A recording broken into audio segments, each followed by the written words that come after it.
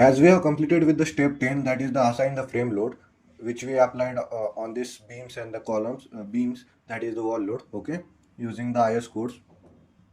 Now we will move on to the step 11, that is the assign the restraint to the footing. Restraint means the supports, okay. So basically we will go to our model and see the details. This is our model, just we will be undeform this, right? After undeforming, we will be seeing how to the steps to assign the restraint. To assign the restraint, we have to basically go for this to the footing, this foundation level. Okay, basically this restraint or the support we applied is we apply it on the footing level. Okay, so basically we will go to this foundation level. To go that, here are the two options: move up list and move down in list.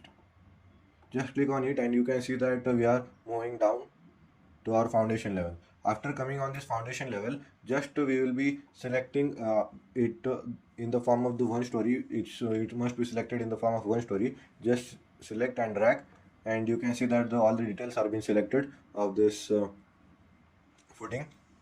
Then after you then after we go for this assign. In assign, there is option of the first option, that is the joint. In it, when we click, then we just click here on the restraints. For as we are assigning the restraint to our footing, just click on this assign in this menu bar. Then we go to joints. In it, just click on this restraints. Then a window will open of this joint assignment restraint will open like this. And here we see that the reactions, that the restraint in the global direction, translation in x, y and z, and the rotation about x, y and z, all these details are being seen here. But we will be going to deal here with this fast restraint format. Here we can see that there are four format, that is the this is the fixed support, this is the hinge support, this is the roller support, and this is the free support. Okay, if all the restraints in the global direction are free, means are unchecked, then it is the free support. Okay, so currently it is the free support. Okay, now the roller support will be having in the one direction, that is the translation in the z direction will be occurred.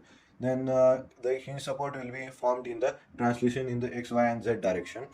And the for the fast restraint with the fixed support, we will be dealing with all this format, that is the translation in x, y, z. All this will be in the fixed format. All this translation in x, y and z, and the rotation about x, y and z will be fixed, means no movement will be there. Okay, so in this fast restraint, for this foundation level, we will be applying for this fixed support. Here is the option of this fixed support. When you click on apply and just click on OK, as you see here in this 3D view, that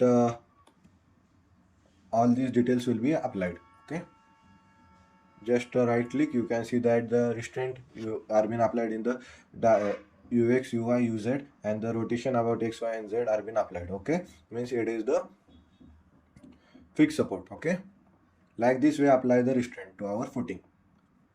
We can apply the restraint to our member forces also, means at the end point we also add the restraint. We will seeing that part in the upcoming videos.